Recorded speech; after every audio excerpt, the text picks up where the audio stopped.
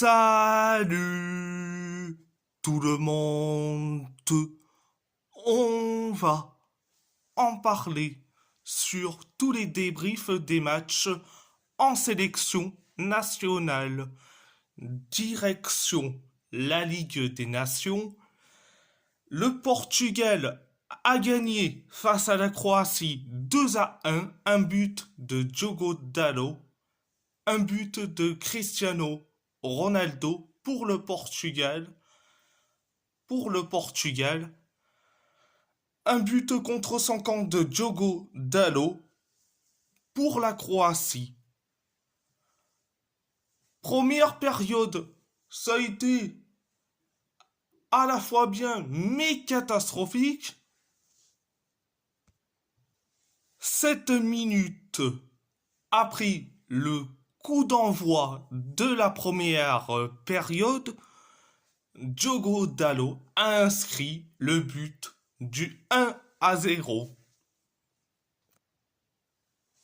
Donc, après le but du 1-0 signé Diogo Dalot, on commence à avoir de la possession, des tirs cadrés, même si les Croates ont créé quelques situations.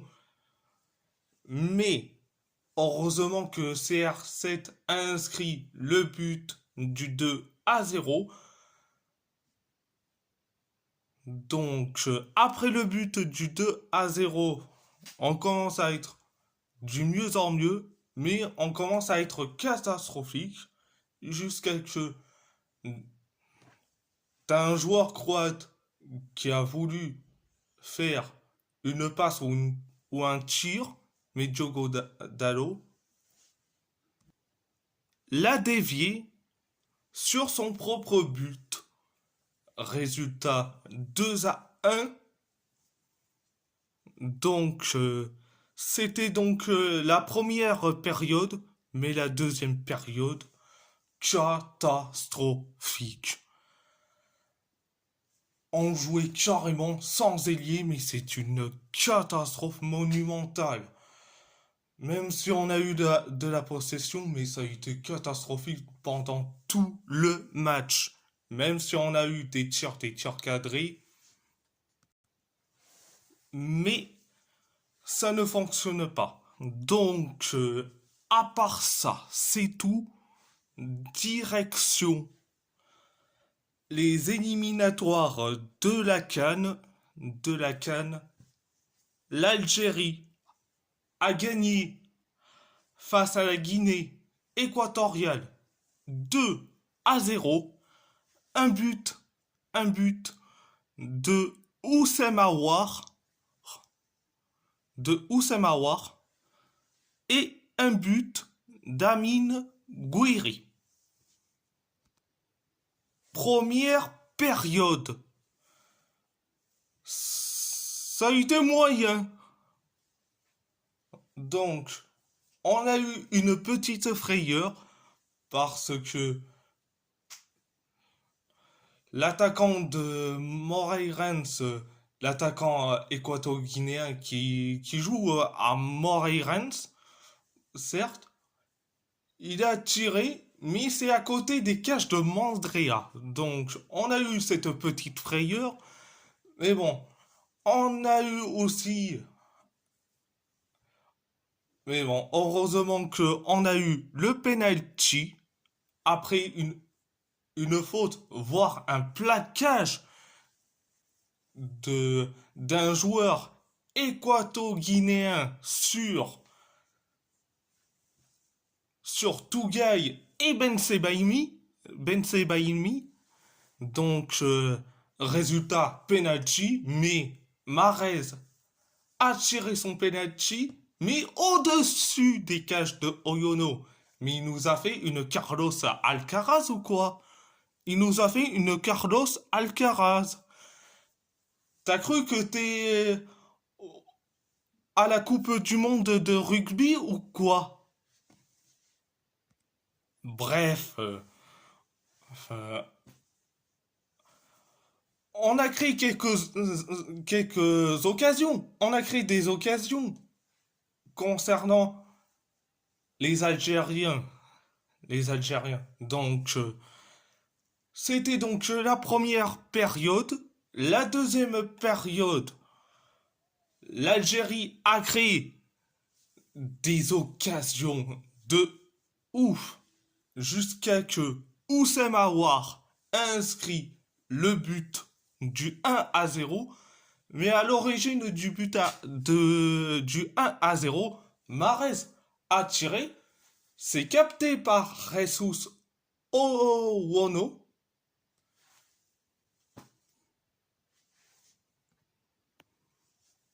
Et, et c'est là que Oussem Aouar a tiré carrément de la tête. C'est donc 1-0 pour l'Algérie. Après le but du 1-0 signé Oussem Aouar, euh, les Algériens ont créé plus de situations, plus de d'occasions. Mais surtout, cette ratée de Benzia. Je crois bien que c'est le raté de Benzia, mais franchement, comment il a pu rater une telle occasion? Une telle occasion. Mais bon, jusqu'à que Amine Gouiri a mis le but du 2-0. Donc, après le but du 2-0, on a créé une situation. Mais après, hop, c'était la deuxième période. À part ça, c'est tout. On repart direction, on repart direction la Ligue des Nations. L'Italie, l'Italie a gagné face à la France 3-1, 3-1. Un but, un but de Bradley Barcola pour la France ou pour les Bleus. Un but de Federico Di Marco, un but de Davide Fratesi et un but de Giacomo Raspadori pour la Squadra Azzurra ou la Nazionale si vous voulez. Donc, première période, ça a été mitigé.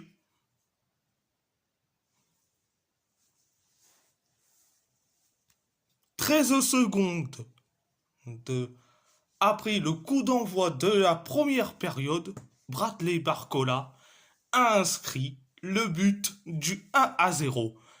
Mais à l'origine du but du 1-0, signé Barcola, Mister Di Lorenzo qui fait une passe hasardeuse. Donc, ça conduit au but de Barcola. Mais je tiens Di Lorenzo pour responsable. Je dis franchement, comment tu peux faire une passe hasardeuse? Mais bon, après le but du 1-0 signé Bradley Barcola, la France crée des situations. En, en- ils ont créé une situation. Même l'Italie, avec la frappe de la tête de Fratesi qui atterrit sur la barre transversale, et, et surtout la frappe de la tête de Retegui qui passe au-dessus des cages. Mais bon,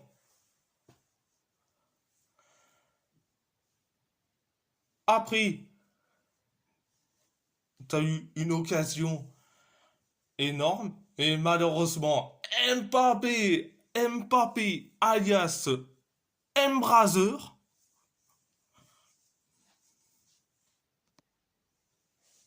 a fait du grand n'importe quoi, un tir mais hasardeuse, et après,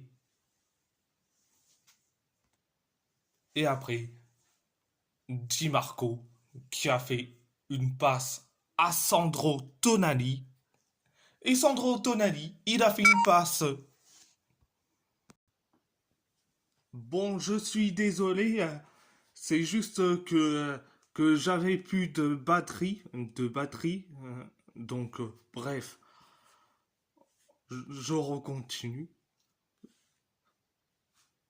Di Marco qui a fait une passe à Sandro Tonali, mais Sandro Tonali a fait une passe merveilleuse en direction de Di Marco, et Di Marco qui a marqué un but merveilleux, un but du week-end. Je dis franchement, un but du week-end. Mais lui, il est bien meilleur. Donc, ça fait donc le but de l'égalisation, mais en plus le but du un partout. Après le but du un partout, signé Federico Di Marco, il y a eu quelques frappes du côté français, surtout au lycée, mais ça a été, je crois bien, capté par Donnarumma. Donc, à part ça, c'était la première période, la deuxième période. Ça a été merveilleux. Ça a été merveilleux. Du côté italien,